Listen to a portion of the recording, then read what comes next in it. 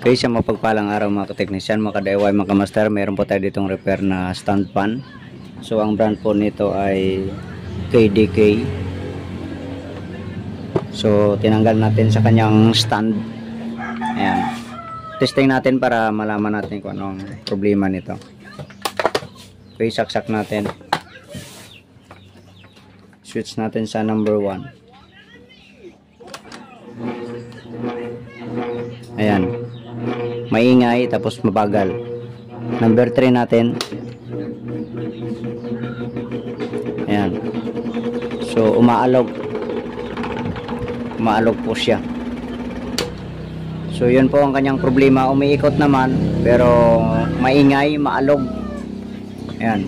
Sige, samahan nyo po ako. Buksan po natin ito.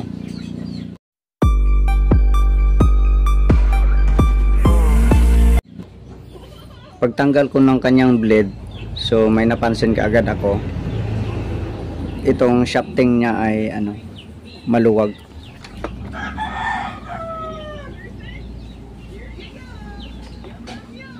Ayan, maalog.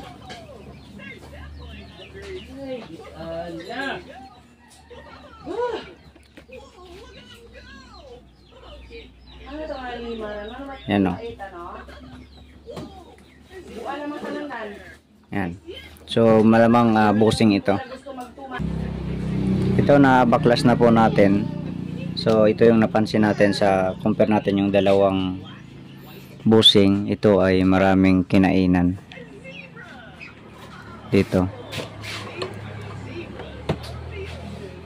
Tapos pag ipasok natin itong shafting nya, subukan natin dito sa kabila.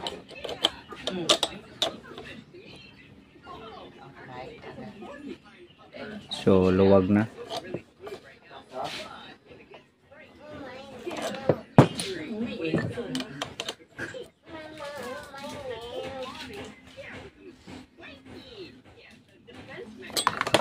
Parang okay pa naman dito sa kabila.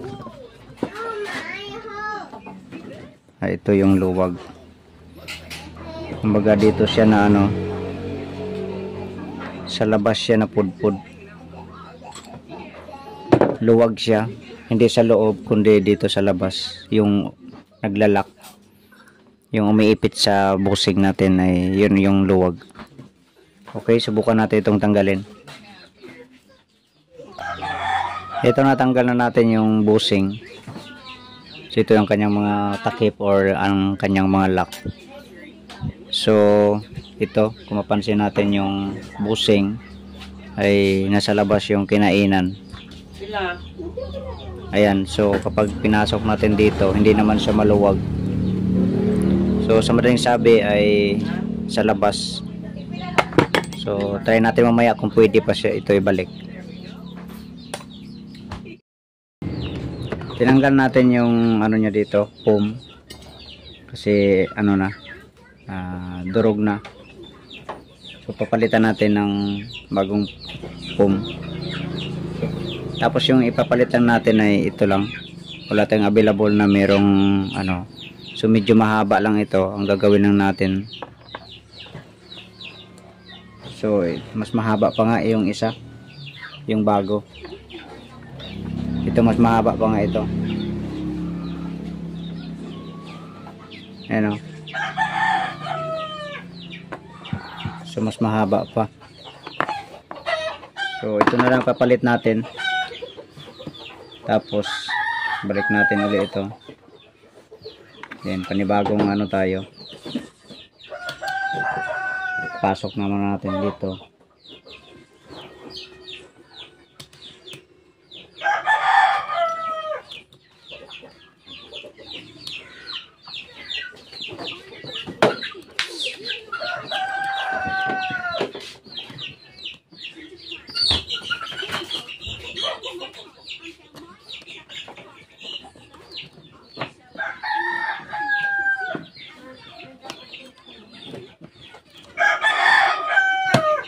Yan. So bale dito pala ang kinalas ko lang dito ay yung tatlo na to. Yung binasag ko yung dating lock na inipit siya. So yung tatlo dito hindi ko ginalaw para sa pagbalik ay meron pa tayong pinaka-pattern tayo. Ayan. So dito ay magpanibago na lang tayo ng tupi dito. Pupukpukin natin dito para magkaroon uli ng panibagong lock. Okay, so hanap lang ako ng malaking flat screw. So ito bali dalawa lang yung natin pinukpok. So kayang-kaya na yan, dalawa lang. Tapos dito medyo nakapasikip pa siya dito. So ayan na siya. So ayan, masikip na. Ayan. So dito sa kabila, ayun, masikip naman. So dito lang talaga ang problema sa kabila. So lalagyan lang natin ito ng ng langis para mas tumagal at hindi matuyo yung bushing natin.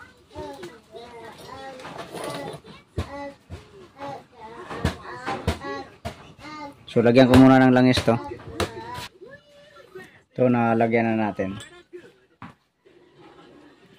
So dito banda, hindi naman siya masyadong gas-gas. Kaya linis lang ang gawin natin dito.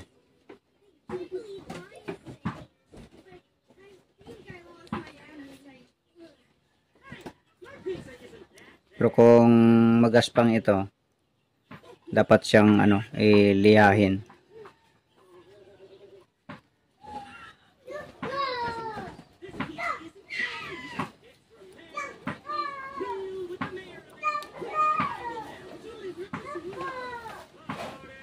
Ayan. Okay, ibabalik na natin.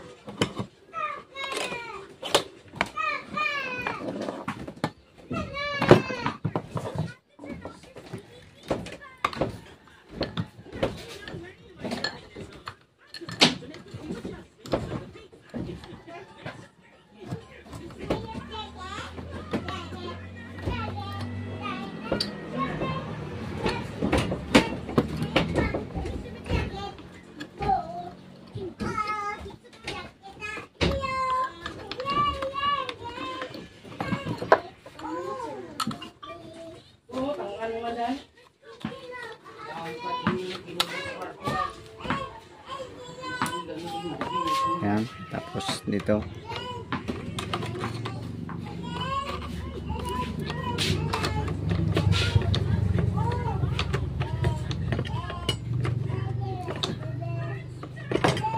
so siya,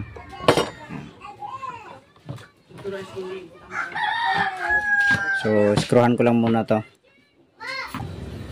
Ito na ikabit na natin ang kanyang motor. So ang gagawin natin ngayon, testing kagad natin para malaman natin kung aalog-alog pa siya. Okay, ito saksak na natin. Number 1. Ayan. So okay na, hindi na siya maingay.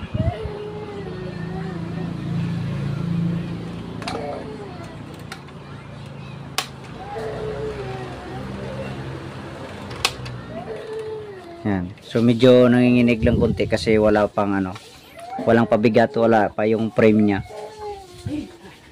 Yan. So sige. Hanggang dito na lang video natin. God bless po sa inyong lahat.